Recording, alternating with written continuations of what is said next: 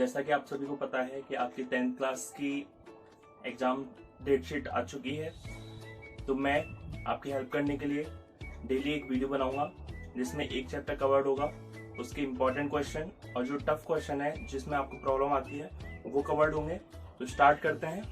आज का टॉपिक है ट्रिग्नोमेट्री।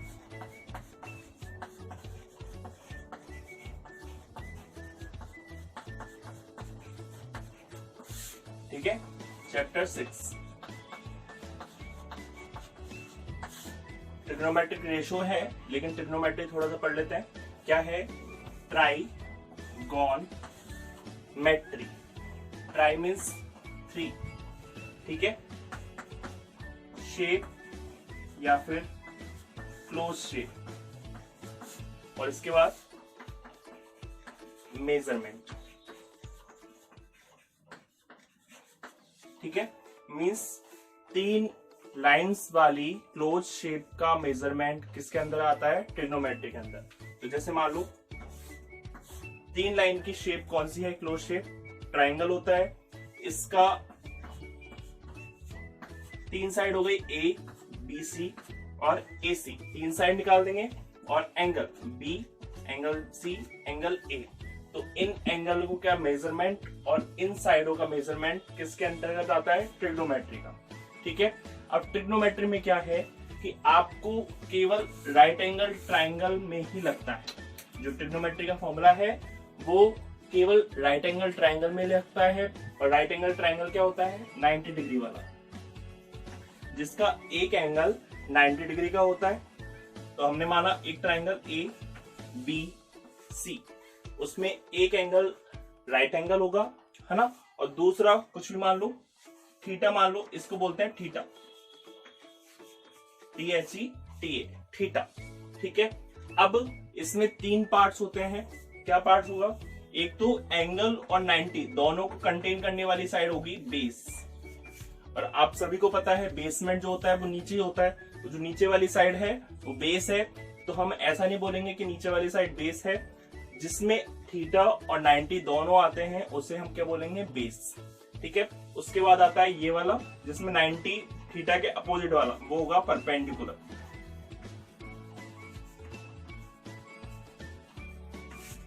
ठीक है, ये वाली साइड होगी परपेंडिकुलर, और 90 के सामने वाली चीज क्या होगी? वो होगी हाइपोटेनियस।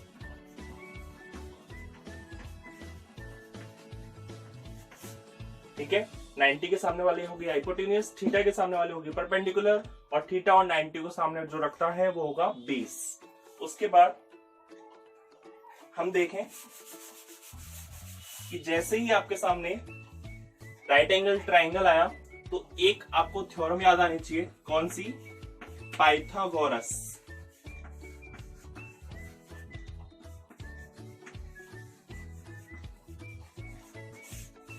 Pythagoras theorem. ठीक है, अब पाइथागोरस थ्योरम आप सभी को पता है क्या होता है? हाइपोटेनियस का square is equal to base square plus perpendicular square. Hypotenuse का square equal to base square plus perpendicular का स्क्वायर, ये आप सभी को पता है, पाइथागोरस थ्योरम बोलते हैं। अब कई लोग इसको 3 फॉर्मूले बता के बोलते हैं कि हाइपोटेनियस का स्क्वायर होगा base square plus perpendicular square. इसी तरह अगर मैं बेस स्क्वायर निकालूं तो क्या होगा? हाइपोटेनियस स्क्वायर माइनस का परपेंडिकुलर स्क्वायर, और परपेंडिकुलर स्क्वायर बराबर hypotenuse square minus base square. तो 3 फॉर्मूले बताने की जरूरत नहीं है, आप ट्रांसपोज करके भी इसको सॉल्व कर सकते हैं। समझ गए? ठीक है, तो इसके बाद ट्रिग्नोमेट्री में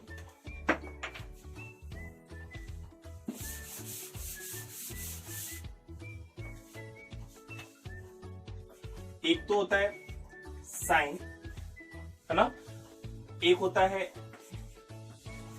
टेंजेंट, एक होता है सेकेंड, है ना, sign angle, tangent angle, second angle.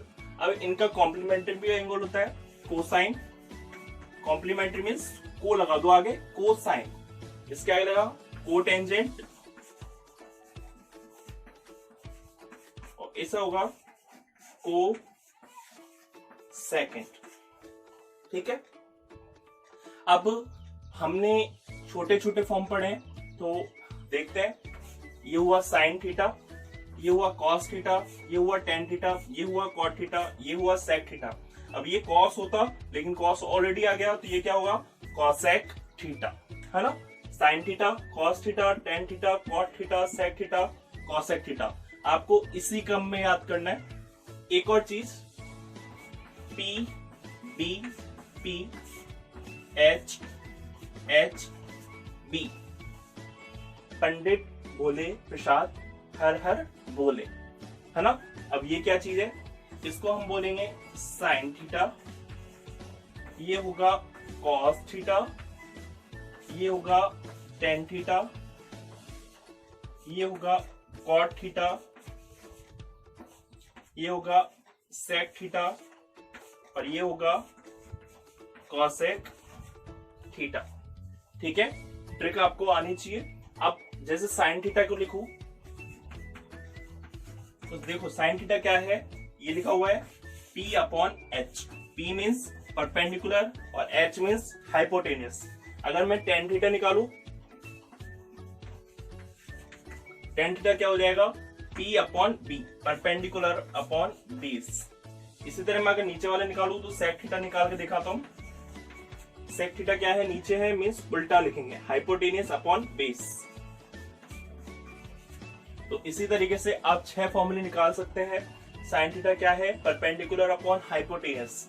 Cos theta क्या है, base upon hypotenuse. Ten theta क्या है, परपेंडिकुलर अपॉन बेस। इसी तरह कॉट थीटा क्या है, बेस अपॉन परपेंडिकुलर।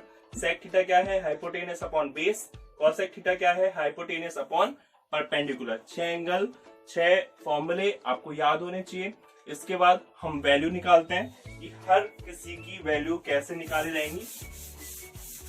जो आपकी क्लास 10th में है, ये अभी तक हमने क्लास 9th का थोड़ा सा बेसिक पढ़ा, क्योंकि मैं डायरेक्ट वैल्यू निकालता फिर थोड़ा सा आपको कंफ्यूजन होता, इसलिए मैंने थोड़ा शुरू से पढ़ाया।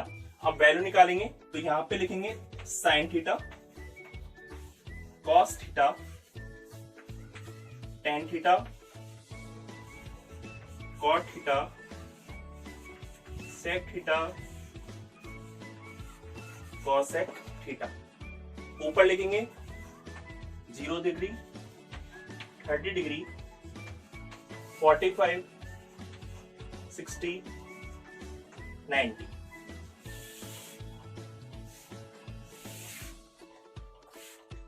ठीक है, अब इसकी शॉर्ट ट्रिक बनाइए। शॉर्ट ट्रिक क्या है, आपको सबसे पहले साइन थीटा लिखना है। तो साइन थीटा के लिए क्या लिखेंगे, 0, 1, 2, 3, 4, है ना। 0, 1, 2, 3, 4 पहले स्टेप क्या है, 0, 1, 2, 3, 4 लिखना है आपको। फिर दूसरी स्टेप क्या है, सब में 4 4 का डिवाइड दे दो।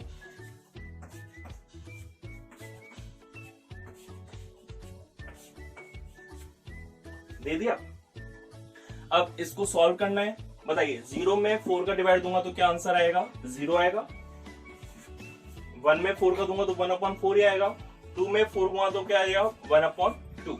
2 से 2 काटा 1 टाइम और 4 से काटा 2 टाइम्स। 3/4 तो 3/4 ही रहेगा, और 4 से 4 काटा तो क्या आ जाएगा, 1। तो ये तो चेंज हुए नहीं, तो जो चेंज हो गए उनको कर देते हैं। ये हो गया 0, ये हो गया 1/2, और ये हो गया 1।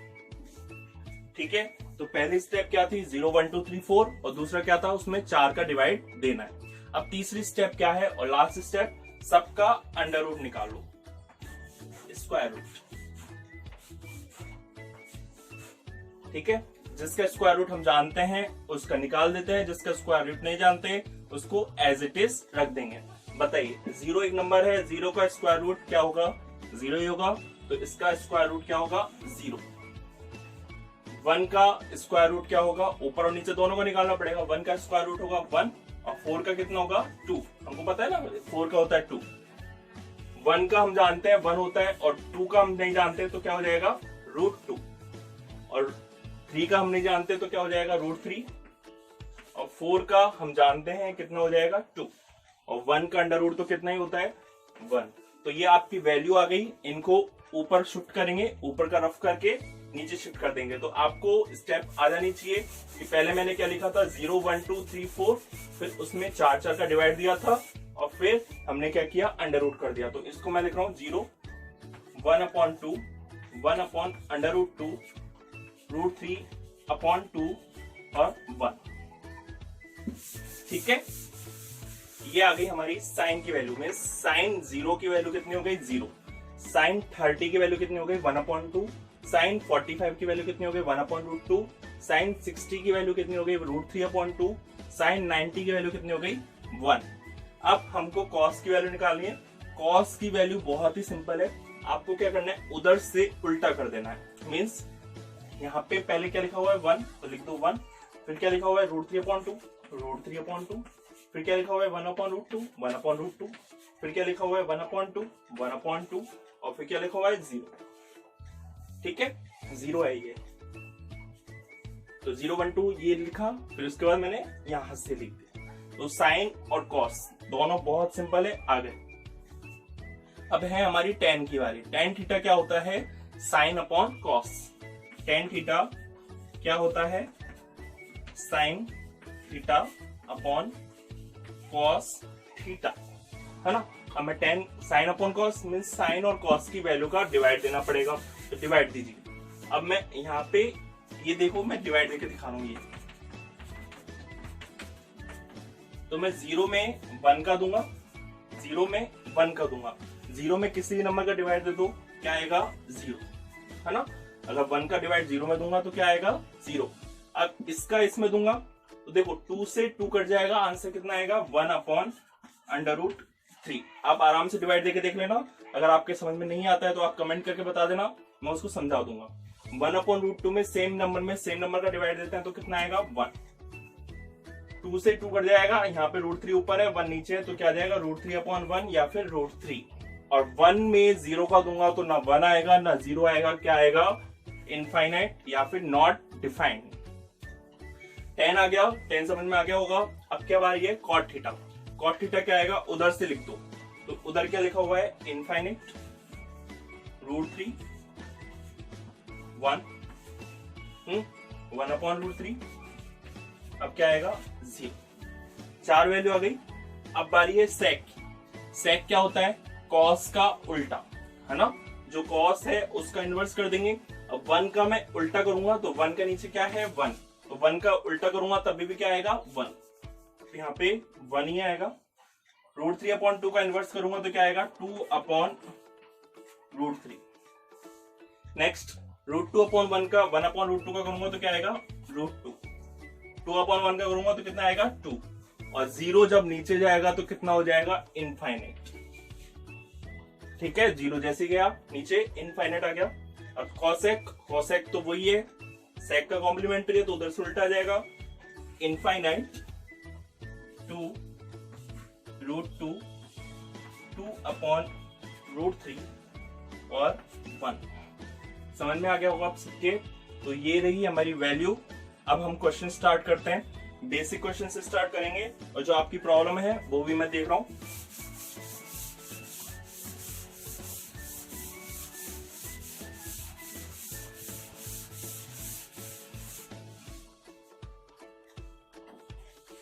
पहली वैल्यू है 2 sin 45 cos 45। बताइए कैसे करेंगे इसको, हमको वैल्यू बतानी है इसकी। ठीक है, तो 2 का 2, अब 2 और साइन के बीच में कुछ भी नहीं है तो क्या आ जाएगा मल्टीप्लाई। अब sin 45 की आप वैल्यू टेबल में से देख के बताना। sin 45 की वैल्यू कितनी आएगी, बिल्कुल सही 1/√2, है ना। अब cos 45 की वैल्यू कितनी आएगी 1/√2। ठीक है, अब इसको सॉल्व करना है। 2 को 1 से किया 2, 2 को 1 से किया 2, सबको मल्टीप्लाई कर दिया 2 आ गया। √2 को √2 से मल्टीप्लाई करेंगे। √2 को √2 से किया तो कितना आएगा 2, 2 को √2 से किया तो √4 आ जाएगा। √4 कितना होता है 2। अब 2 से 2 काट दूंगा, आंसर कितना आ जाएगा 1। तो ये हमारा पहला क्वेश्चन इस तरीके से सॉल्व करना है। नेक्स्ट क्वेश्चन देख लेते हैं।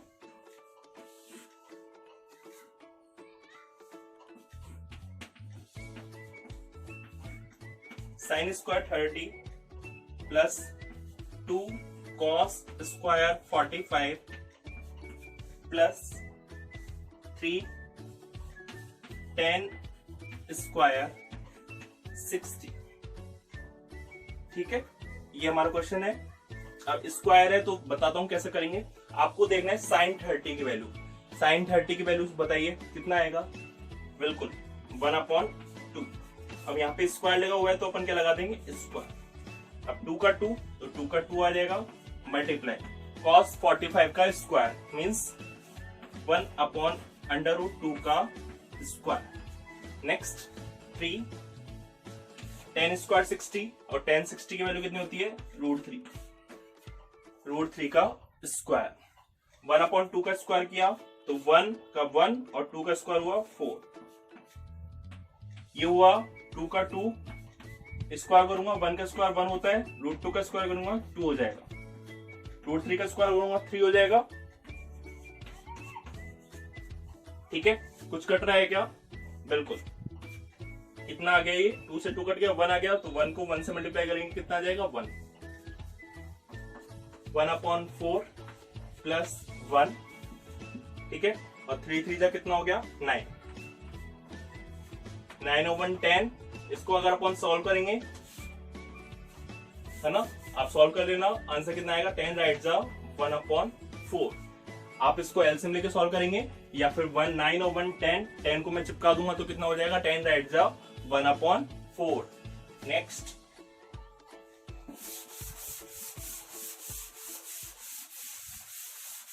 ये हमारे बेसिक क्वेश्चन चल रहे हैं। अब मैं थोड़ा टफ की तरफ चलता हूं। Sine 30 minus sine 90 plus 2 cos 0 upon 10 30 10 60। ठीक है, ये हमारा क्वेश्चन है। अगर हमको टेबल याद है तो कोई भी क्वेश्चन ज्यादा टफ नहीं है, कुछ भी नहीं है। ठीक है, साइन 30 कितना होता है, हाफ। साइन 90 कितना होता है, 1 होता है, प्लस 2 cos 0 कितना होता है, 1। अब आप सोच रहे सर आपको तो वैल्यू बहुत अच्छे से याद है। बेटा मैंने टेबल बहुत अच्छे से याद कर रखी है, तो आपको भी टेबल याद करनी है, तभी आप बहुत जल्दी से कर पाओगे। 10 30 कितना होता है, 1/√3 और 10 60 √3। हमारा काम ये है कि हमको सबसे पहले इसको सिंपली फॉर्म में करना है। √3 से √3 कट जाएगा तो नीचे तो बचेगा 1, नीचे बचेगा 1 तो नीचे लिखने का कोई फायदा नहीं है। यहां पे लिखा हाफ -1 प्लस 2। ठीक है ना। अब ये हुआ 2 में से 1 गया 1, 1/2 प्लस 1। आंसर कितना आ जाएगा, 3/2। आप इसको सॉल्व कर लेना एलसीएम के, 3/2 आ जाएगा। समझ में आ गया होगा। नेक्स्ट क्वेश्चन,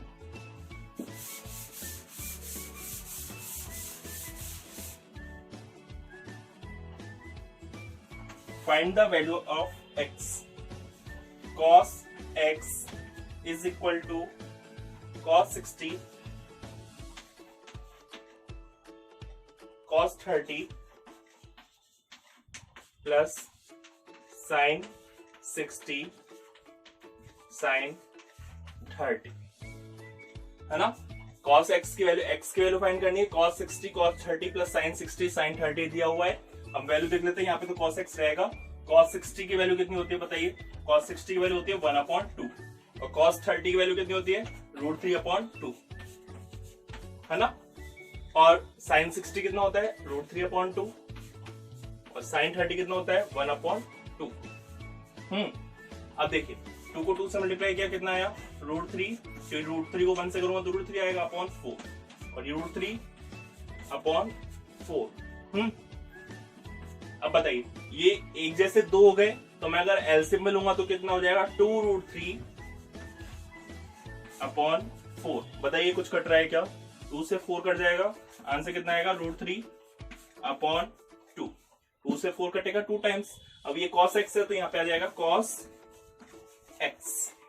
अब मैं x की वैल्यू निकालूंगा तो देखिए √3/2 cos की किस वैल्यू पे होती है बताइए, 30 पर होती है। तो cos x बराबर cos 30। अब cos से cos काट मत देना, ये बोलना कि जब दोनों की वैल्यू सेम है तो एंगल की वैल्यू भी सेम होगी। तो x बराबर कितना आ जाएगा 30 डिग्री। आई थिंक आप सबके समझ में आ गया होगा। हम नेक्स्ट क्वेश्चन लेते हैं।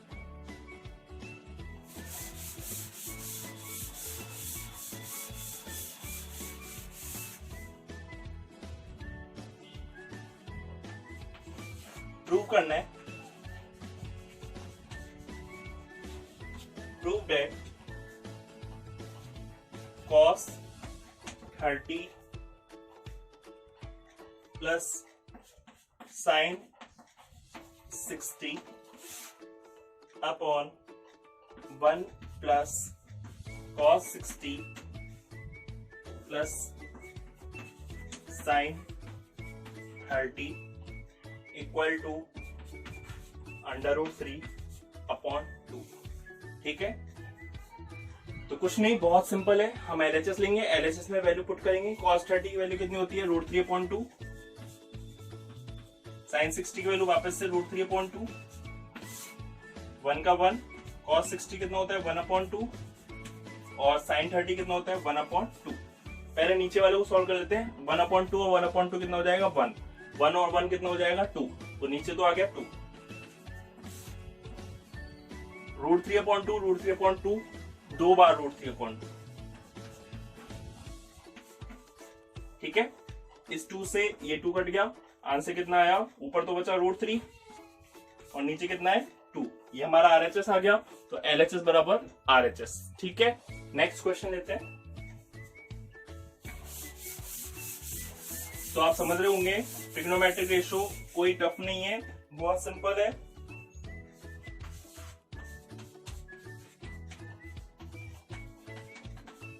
One minus sin 45 plus sin 30, 1 plus cos 45 plus cos 60 और इसकी वैल्यू हमको पुट करनी है, कितनी आएगी 7/4। ये हमको पुट करनी है, हम रख नहीं सकते, हमको प्रूव करनी है। ठीक है, तो यहाँ पे देखते हैं 1 का 1 आ जाएगा। sin 45 कितना होता है 1/√2 और sin 30 कितना होगा हाफ। और 1 प्लस cos 45 कितना होता है 1/√2 और cos 60 कितना होता है 1/2। अब आप देखिए बहुत सिंपल है, 1/1/2 मीन्स 1 प्लस 1/2 कितना होता है 3/2 होता है, नहीं होता। तो ये हो गया 3/2। मैंने इस वाली चीज को और इस वाली चीज को जोड़ा है, 1 और 1/2 3/2 और ये माइनस का जो है वो मैं ऐसा का ऐसा लिख दूंगा। 1 और 1/2 कितना हो गया 3/2 और 1/√2 का 1/√2 लिख दूंगा। देखिए कुछ हो रहा है क्या, बिल्कुल हो रहा है। a माइनस बी और a प्लस बी क्या हो जाएगा, a स्क्वायर मीन्स 3/2 का स्क्वायर माइनस b स्क्वायर 1/√2 का स्क्वायर। 3/2 का स्क्वायर करेंगे तो 3 का स्क्वायर होगा 9 और 2 का स्क्वायर किया 4, 1 का करूंगा 1 और √2 का करूंगा 4, वो √2 का करूंगा 2। एलसीएम लिया, 4 का 4 में दिया 9, 2 का दिया 2, ये आ गया। तो 9 में से 2 गया 7/4। तो ये हमारा प्रूव हो गया। अब हम लास्ट क्वेश्चन ले लेते हैं जिसमें आपको सबसे ज्यादा प्रॉब्लम है। मैंने बहुत बार समझा चुका हूँ उसको क्लास में भी, लेकिन आपके हर बार प्रॉब्लम रहती है।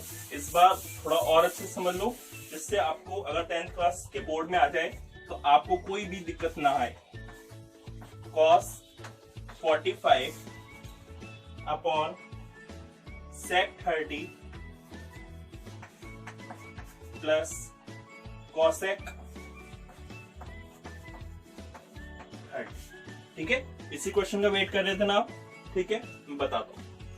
cos 45 कितना होता है 1/√2।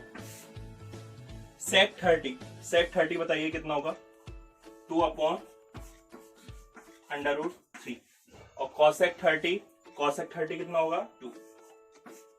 एलसीएम लूंगा एलसीएम लूंगा तो देखिए √3 और 1 का एलसीएम कितना आएगा √3।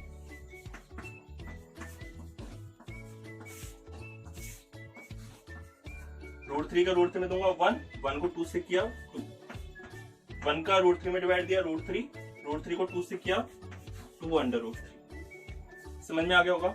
अब देखिए आपको पता है अगर ऐसी चार चीजें आ जाती है तो बाहर वाला बाहर से मल्टीप्लाई होता है, अंदर वाला अंदर से मल्टीप्लाई होता है। √3 को 1 से किया तो कितना आएगा √3 और √2 को इससे करूंगा तो √2 अलग। अब देखिए इसमें से भी मैं कॉमन ले रहा हूँ, कॉमन लूंगा तो 2 कॉमन लूंगा और 2 मैं बाहर निकालूंगा तो ये बचेगा, देखो 2 का 2 में दूंगा तो 1 बचेगा और 2 का √3 में दूंगा 2 √3 में दूंगा तो कितना बचेगा √3, है ना। 1 + √3 लिख दो या √3 + 1 लिख दो, बात एक ही है।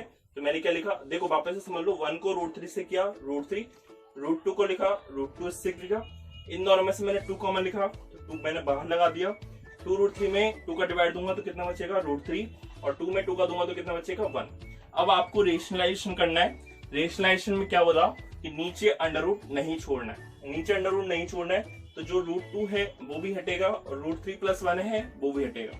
तो किस तरीके से हटेगा देखो, मैंने वापस से लिखा इसको,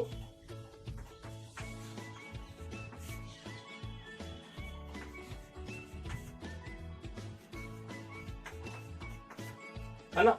अब मैं इसके रेशनलाइजेशन करूंगा तो पहले तो मैं √2 का करूंगा, तो मैंने √2 को ऊपर नीचे मल्टीप्लाई कर दिया। अब मैं √3 + 1 को हटाऊंगा, √3 + 1 को हटाने के लिए मैं किससे मल्टीप्लाई करूंगा √3 - 1 √3 - 1। समझ में आ गया हो। a + b को आपको याद था a - b लेता था तो यहाँ पे साइन चेंज कर दिया, √3 + 1 का क्या हो गया √3 - 1। अब आपको मल्टीप्लाई करना है, √3 को √2 से मल्टीप्लाई करो, √3 को √2 से मल्टीप्लाई करेंगे तो कितना आएगा √6 और ये वाला एज इट इज आ जाएगा। और रेशनलाइजेशन का मतलब क्या होता है, अंडर रूट ऊपर तो छोड़ देते हैं लेकिन नीचे नहीं छोड़ सकते, ठीक है। इसलिए मैंने रेशनलाइजेशन किया। अब 2 का तो 2 आ गया, √2 को √2 से मल्टीप्लाई करूंगा, √2 को √2 से मल्टीप्लाई किया तो कितना आया 2। अब देखो ये हुआ a + b, ये हुआ a - b, a² माइनस का b²।